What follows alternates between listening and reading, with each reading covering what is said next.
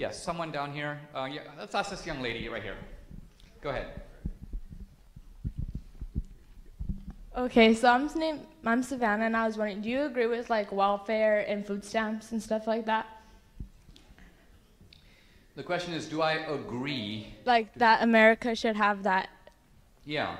Do I agree with welfare and food stamps and other such stuff? Now, that's a little bit of a complicated question because let me look at it this way.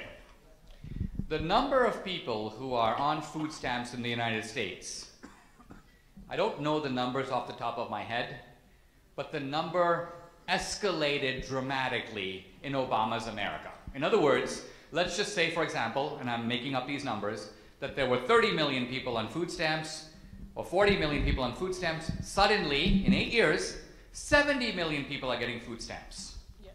This is because Democrats like to expand the reach of food stamps.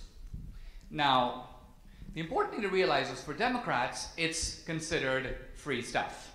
Because you get a card, you can go to the grocery store, and you can get stuff without paying for it, or by paying with the food stamps, with the EBT card.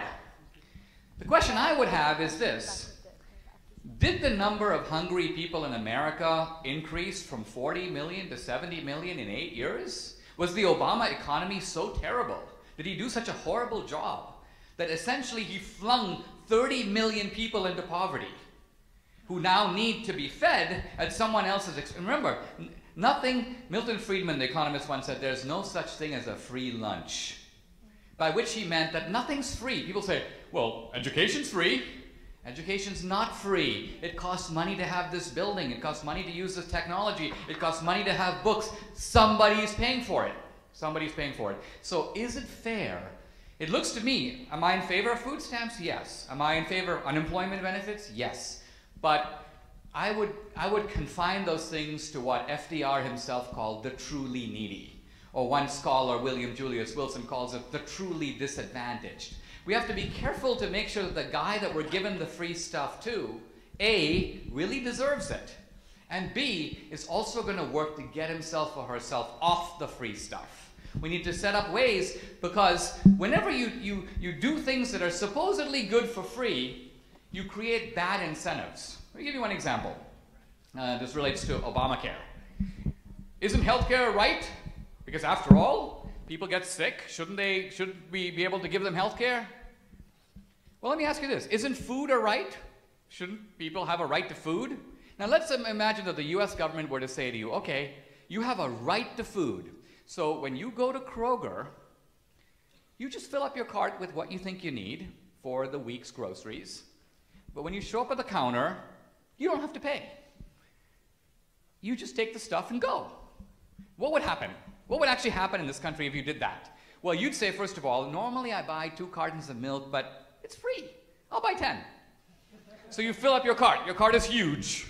You show up at the counter.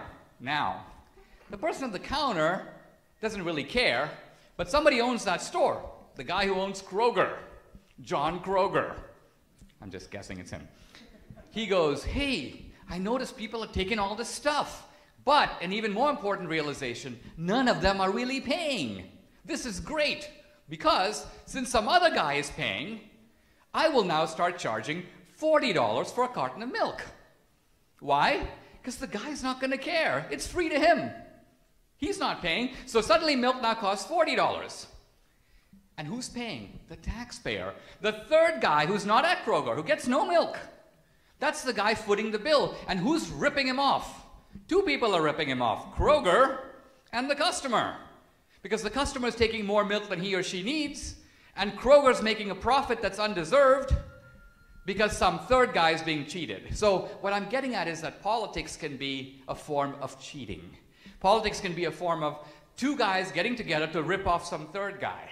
And part of being smart is figuring that out, not just being an idiot and going, oh, I like free stuff.